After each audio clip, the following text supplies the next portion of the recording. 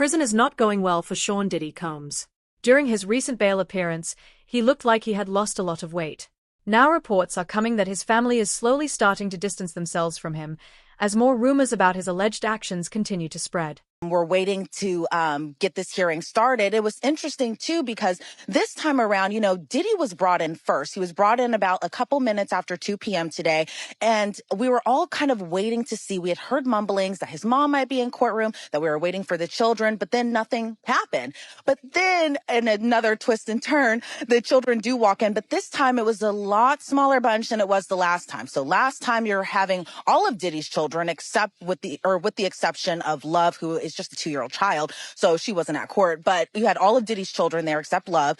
But this time around, you just had Justin Combs and Christian Combs, meaning that there was no Quincy there today. Delilah and Jesse weren't there. Chance wasn't there. And the caretakers of his younger children who aren't of age just yet, they were not present inside the courtroom as well today. But his mom also wasn't in court today. So when Diddy came inside, it was still that standard issued MDC jumpsuit. He's wearing khaki.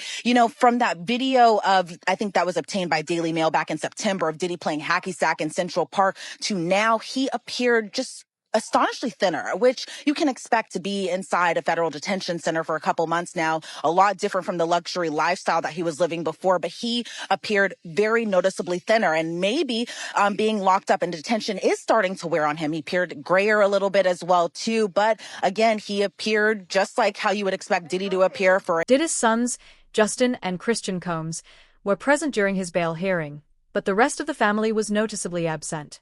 Both Justin and Christian have also been linked to ongoing legal cases connected to Diddy, and there are claims they could also face serious trouble in the future. There are also allegations that Diddy forced these victims to have sex with prostitutes as he touched himself.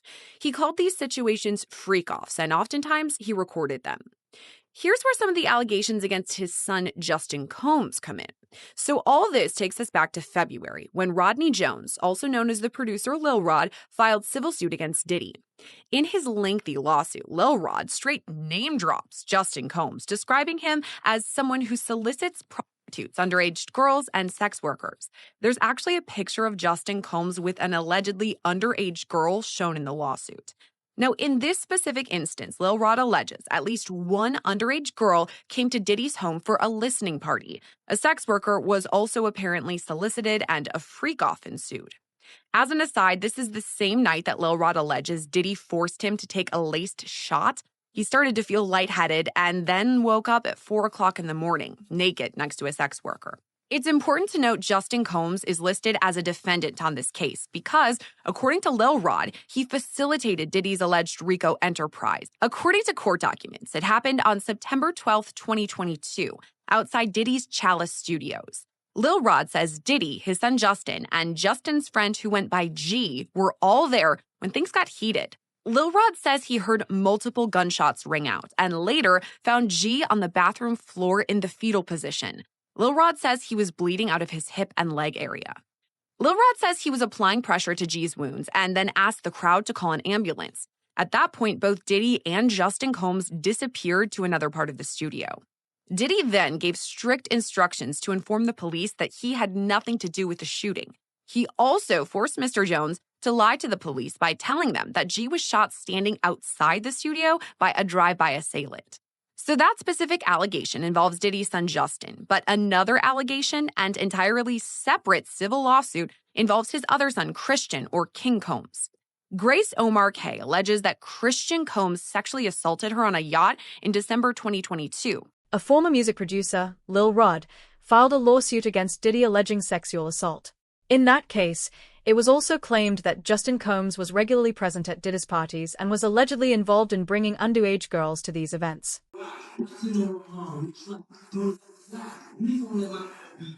Yeah, my mom's is gorgeous. Hold on, let me introduce you to my mom. You call Mom Dukes. Hi. She's getting a drip with me. She's hydrating. What's up, Ma? Everything's good, baby. I'm here with you. Yeah. I love you. I love you too.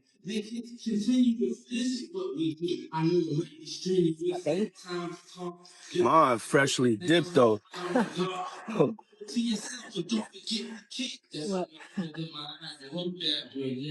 What you trying to do? Show my shoes? I was trying to show you the shoes. What?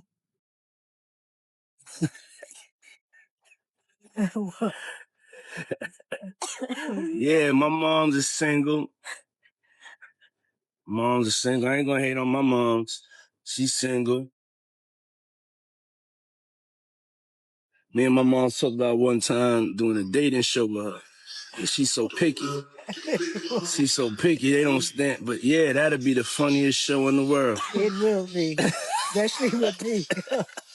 I don't even want to get started if she was doing that. We're not doing that. But yeah, my mom's single. Yeah, for real. Mom do know how to have a good time. Cause she ain't sitting in the house playing. Right. Outside moving and shaking, baby. Got that right. She come with me to strip club. I don't care. For real. It's my dog. You know, I want to live life. Be out here moving and grooving. So my mom told me, she just said, keep moving, baby. That's right. Keep moving. Don't stop. She could touch the floor with her palms. You know? Flat. Oh! These allegations paint a disturbing picture of Diddy's private life and his relationship with those around him. Some sources even claim that his behavior inside the family circle was unusual and deeply controversial, though these remain allegations and not proven facts. I look at his kids and everything. It's more deeper questions that I be wanting to know. Like, why were you so infatuated with a child that wasn't yours? Were you grooming that little boy? I don't even want to start those conversations because that's not your child. You know what I'm saying? And for you to keep him that close, it's like you kept him that close because he might got your secrets because he's not your child. So if he's not your child and you that type of person with that type of character, you don't mind actually doing it to him when he finally reaches a certain age because he's not yours. And you know in your mind he's not yours. And now you keep him real close to you. You make sure he don't go to his daddy. Why? You make sure he's separated with him and you provide him with everything he wants. Why? You got one of them little Michael Jackson secrets. He got one of them secrets that he can't tell nobody because his legacy, his manhood gonna be, and not only that, his brother no gonna look at him crazy. Only Puffy know, only God and Puffy. You talking about Quincy, right? I don't know. All I'm gonna say is, I don't know. Albie Short son? All I'm gonna say is, who's infatuated with another man's son like that? Like you. Industry rumors have also suggested that Diddy's relationship with his family members, including his adopted son Quincy Combs, was often questioned by insiders. Quincy is the biological son of singer Al-B Shaw and model Kim Porter, and was adopted by Diddy at a young age. Well, Natasha and Steve, for the first time in his life, Sean Diddy Combs has spent a week behind bars. He's here inside MDC, where he's been since his arrest on Monday night on federal sex trafficking and other charges, to all of which he's pleaded not guilty. There's no VIP section. There is no concierge, only conmen, killers, and kingpins. MDC is so bad, federal judges have questioned the harsh conditions for those here awaiting trial. So bad I was here 2 years ago during a cold spell, reporting on detainees with no heat, pounding on windows for help. There was even a congressional inquiry. But take the word of a former inmate I spoke with who goes by Esco. It's terrible. The food is terrible. Of course, the inmates are terrible. The guards are terrible. The conditions are terrible. It's just terrible. The inmates that you're surrounded around, just in general, a lot of them are brought up on pretty heavy federal indictments, right? So just in terms of the atmosphere there, it's just certainly one that no one wants to be in. Combs was placed in a special housing unit and on suicide watch, the standard protocol for high-profile celebrity detainees. The disgraced mogul was denied bail by 2 separate judges. His attorney, Mark Agnifilo, asked the court to transfer him to the federal detention section at the Essex County Jail, but the judge deferred to the Bureau of Prisons. Federal trial attorney Philip Hamilton says lockdown can mean a lot less time to prepare your defense. In terms of fighting their case, it just makes it all the more difficult because now in terms of you being able to communicate with your attorney, you are at the realms of just what's going on with respect to the facility. Is it on lockdown? Is the facility letting visitors in? Detainees on Suicide Watch wear tearaway paper hospital-style garments and rubber shower shoes. The isolation may be the worst part for Combs. It's being done for his protection in the violence-prone facility. He will have no bunkie. He's probably not going to have any contact with any other inmates. So for him, it's going to be a little different than for a person like me, where I will go in, I will go through process and intake, and then they'll assign me a cell, and I'll have a bunkie or a cellmate, and I'll be in population. For him to be able to get out at this point, it just doesn't look good. Further lawsuits have also been filed involving Christian Combs, where he has been accused of inappropriate behavior at parties allegedly connected to Diddy, with claims of drugged drinks and misconduct at private yacht events. Hell on earth. The Metropolitan Detention Center in Brooklyn is notorious for its appalling living conditions and rampant violence. How bad is it inside this federal lockup? There have been 2 murders, 4 suicides, and numerous stabbings and lockdowns in recent years. It's so out of control inside that 4 federal judges are reportedly refusing to send any more prisoners here. Donald Trump's former fixer, Michael Cohen, spent a harrowing year in federal custody. He says for someone used to a life of luxury like Diddy, prison life is a severe shock. You have a desk, you have a plastic chair, you have your bed with a 1.5-inch mattress, no pillow, and you also have a locker. So you basically have 3 feet by 5 feet to move around. So you have basic 15 square feet. It is a horrible, horrible place. Diddy's lawyers were so eager to keep him out of jail, they offered his palatial $48 million home in Miami Beach and his private jets as bail. Today, they are even offering to restrict female visitors to his homes, except for his mother, daughters, and the mothers of his children if he is released. They told the judge the jail he was being sent to is dreadful, dirty, inhuman, and an ongoing tragedy. How's your dad doing? How's your dad doing? Family members appeared somber as they arrived at federal court in Manhattan today in another attempt to get out on bail. The judge cited Diddy's history of violent temper and potential intimidation of witnesses as reasons for keeping him behind bars. Diddy's former protege, singer Aubrey O'Day, is celebrating Diddy's downfall today. I feel validated, a win for women all over the world. Combs has pled not guilty. Those were the only words he uttered. Reports also suggest that Diddy is struggling heavily with prison life. Sources claim the conditions are difficult and that he is under strict protective custody with very limited freedom and constant surveillance.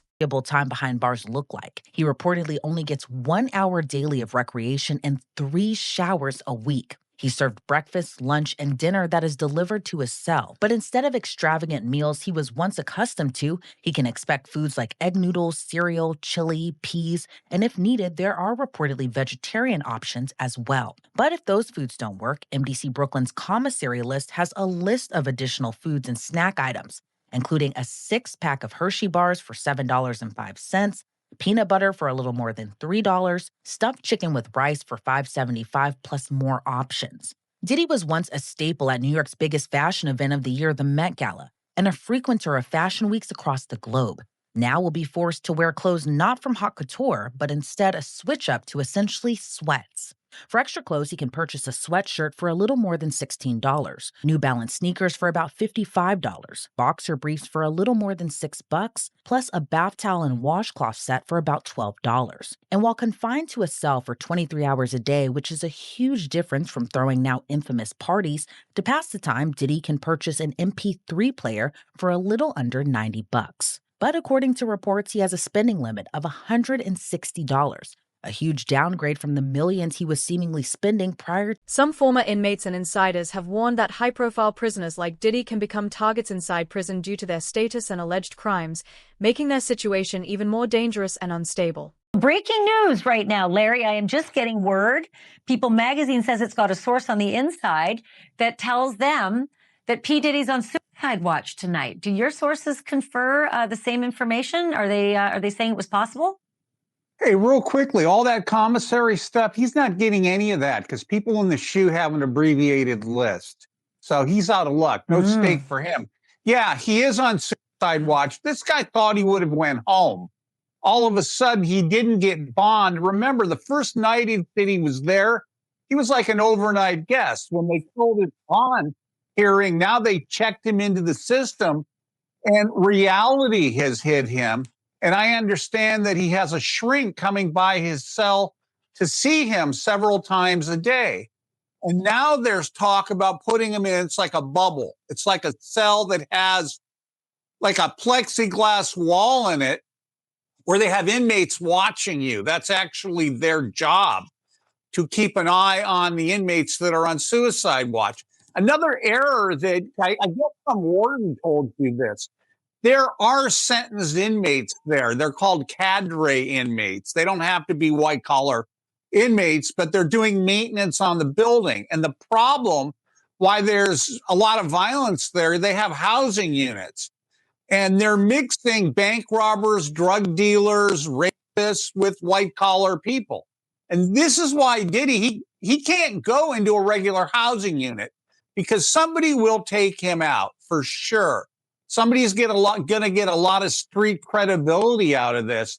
People that are doing substantial time that know they're never getting out, they'll just kill a guy. No questions asked. You think that they'd suck up to him because he's got a lot of money, and if he ever does get the commissary options, he would be able to help them. Some people do because I got to wrap it real quick. Okay, some people do think that Diddy can help him, but this guy's going to be locked up forever. His case will probably take at least 3 years to litigate. He'll stay at MDC. There's rumors that he wants to go to Essex County Jail in New Jersey because he doesn't like MDC. He's a Marshals inmate. There's no way they're going to transfer him back and forth, I don't know, several times a week, 6 Marshals to do it. Jersey. He's out of luck. Additional reports claim that Diddy has been struggling emotionally, with sources saying he has shown signs of distress and mental pressure while being held in custody. According to a report from the Daily Mail, that's why Diddy had a breakdown. A person close to him apparently said, quote, spending the holidays behind bars was a nightmare for him. If we're to believe all this, Diddy had a meltdown in his cell and begged the guards to take him to the hospital for observation, but they refused. This same friend or person told the Daily Mail, quote, he eventually managed to calm himself down with the meditation technique he's been using while he's been behind bars. It took him a few hours of deep breathing and focusing to get out of the bad space he was in, but he finally managed it. This isn't the first time Diddy's mental health has come into question while he's been at MDC. When he first arrived, he was on suicide watch, which the U.S. Department of Justice National Institute of Corrections describes as supervisory precautions taken for suicidal inmates that require frequent observation. Diddy's suicide watch was only temporary, though. He was housed in a special protective unit of the jail after that for the first few weeks of his stay. But Diddy right now is in Gen Pop, meaning general population, the place where majority of the inmates stay. And that's where he apparently had this meltdown. Because of the growing pressure, his legal team has repeatedly tried to secure bail, but courts have denied these requests so far. His situation continues to remain uncertain as investigations and legal proceedings continue. It makes sense. But you knowing Diddy personally, do you think it's possible he might take his life? It takes a certain individual to prepare himself to do a lot of years in jail. From the lifestyle that he had, I'm not saying that he can't. I just don't see him able to do time behind bars. Maybe if he be in a camp type situation, that's a possibility. But based on the lifestyle and what he's done and what he's accomplished, if he had to go behind those bars for a lot of years, I think that he may commit suicide. He do an Epstein. Why do you think he didn't pull a Russell Simmons and leave the country? They was watching him, bro. They was watching him. And then I think that he had to turn over his passport. Even if you own your own private jet, they have a system up there whereas that they supposed to check your passport and anything that you need to fly as if you were flying commercial. He's suffering the consequence, and I don't feel bad for him at all. Because People was trying to talk to him. People was trying to tell him. You couldn't pull him by the coat and let him know anything. You understand? They messed up the game, brother. When he put that shit out with them, money, power, respect, it ain't never been like that. It ain't never been like that. You got your respect in the street that gave you your power, that brought you your money. Totally different thing. He let that money, power, and respect go to his head, but he had it ass backwards. So do I care what happened? Nah. He got enough money to buy his way out of this. So we think. So when you look at that video of him pacing around and he's looking worried, and you knowing him, do you think it's possible that he might commit suicide? When you're a narcissist, there's always a possibility because you're suffering. But I don't think that he could see himself in a cage. I don't think he could see himself behind those bars in those type of situations. It's too many real dudes that dislike him. But then again, there's a lot of real dudes that need help. And him being behind bars, he could probably help them. Why is that not a fair outcome? What he did here is on a magnitude of unlike anybody else you could imagine. A week after these public searches were televised, he gave us his passport. His children gave us his passport. He then paid off the mortgage entirely on his Miami home, $18 million. It's instructive that he's going to have a bail package ready so that if he was arrested, he would have something ready so that he could get out the next day and show the judge he's taking this very seriously, which he is, which is why 12 days ago, Chris, when we thought there's an indictment that may be coming, he flew to New York the very next day. And that's an extraordinary move for a defendant who's been under investigation that he's been aware of for at least 6 months. He has done everything somebody under investigation can do. I can't think of anything else that he could have done. He's fighting, he's innocent, and he's going to be able to show it. What do you think about that counter argument? Because his team has said we're going to put together the proposed bail package, a $50 million bond, co-signed by him, his mom, his sister, the mother of his oldest daughter, and his 3 adult sons. It's going to be secured by the equity in his property in Miami, Florida. Home detention, his passport will be surrendered. The government said that's insufficient. They said, look at the charges, look at the weight of the evidence that I just mentioned. They said they have allegations that he and his associates were trying to tamper with witness testimony last year so that they wouldn't cooperate with the government. What do you take away about who has the stronger argument in terms of bail? Well, I think his counsel has done the best they possibly can. I think bringing him there voluntarily is very smart, starts them out on the right foot. But I think the last thing that you just mentioned, the interfering with witnesses. That's the allegation, yeah. Yeah, if that's true, or I should say, if there's real indicia that happened, I think that might tip the scales in favor of not letting him out pending trial, because I think, and you know this, I think judges take an extraordinarily dim view of that.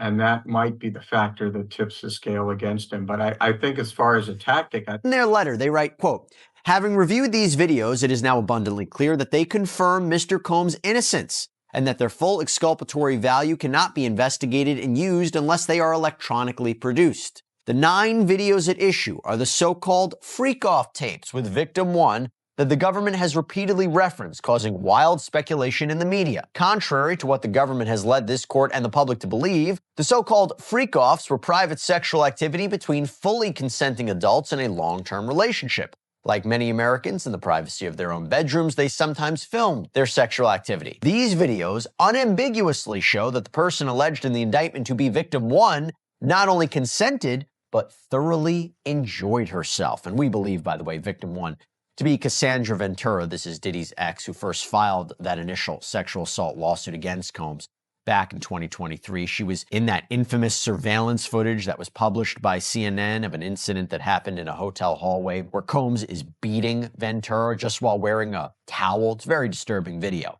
He argues the videos don't show any orgies or celebrities or violence or coercion or threats or manipulation or evidence of anyone being under the influence of drugs, that this is not sex trafficking. Quote, the premise that freak-offs are inherently dangerous shows that the government seeks to police non-conforming sexual activity and that it assumes, despite all evidence to the contrary, that a woman's willing participation must have been coerced. That's interesting because that's something we've long suspected, that the defense is not going to shy away from the term freak-offs. They might accept, yeah, Combs called these freak-offs, but this was entirely consensual. It was all in the up and up. It might be different to you and me, but there's nothing illegal going on here. If they're really, if the government is the government in the Southern District of New York, I can't imagine this is what they're hanging their hat on if it's what the defense describes. It's like one of those things that when you have a weakness in a case, the government has to decide how they're going to use that. My guess is they're going to use it to show that there were sex workers, that these sex workers were paid. I would imagine that they have the sex workers that are in the video to come in and describe what was going on or what happened before they went on tape, whether or not they had drugs or alcohol or anything else, whether or not Cassie had drugs or alcohol, whether or not there was a discussion between Sean, Combs, and Cassie before the tape started. So Right. I think that the tape is going to be one portion of it, but the testimony of either the sex workers that were in the video and or Cassie is going to kind of tie it together. Meanwhile, his legal defense has argued that some of the allegations and evidence presented against him do not prove guilt, while critics and accusers continue to push forward with their claims. The final outcome of the case is still pending.